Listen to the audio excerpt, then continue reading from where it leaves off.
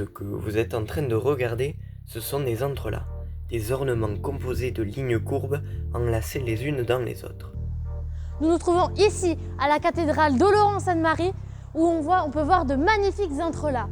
Déjà ici, tout le long du porche, et ensuite ici, au niveau des pylônes.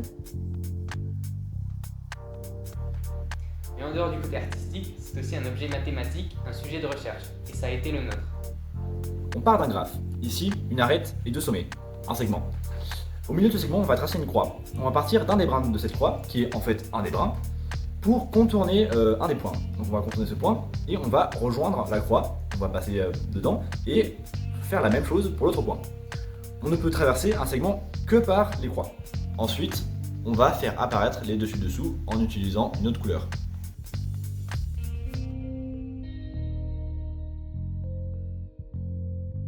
Considérons un graphe à P fois Q sommet.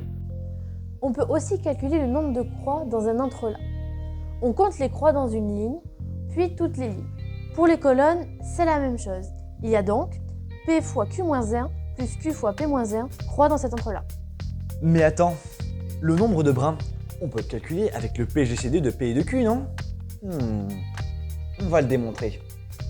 Supposons que l'entrelac formé par un carré de dimension K a K sommets.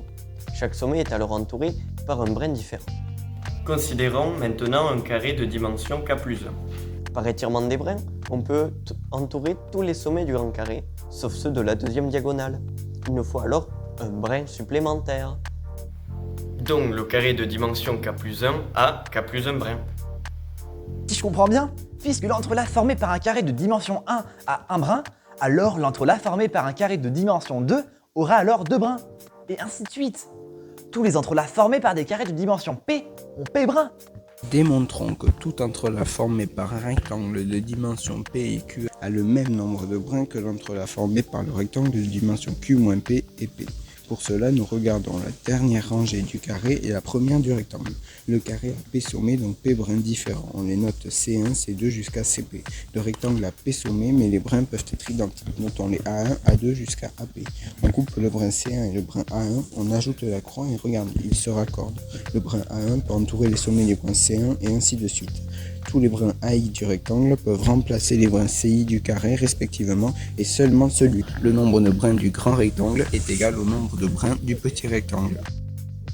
On réitère le procédé et on découvre que c'est la mise en image de recherche du PGCD, de P et de Q par l'algorithme d'Euclide. Mais attends, c'est donc plus que de la géométrie. C'est de l'arithmétique et de la théorie des graphes. Il y a plein de maths dans les entrelacs.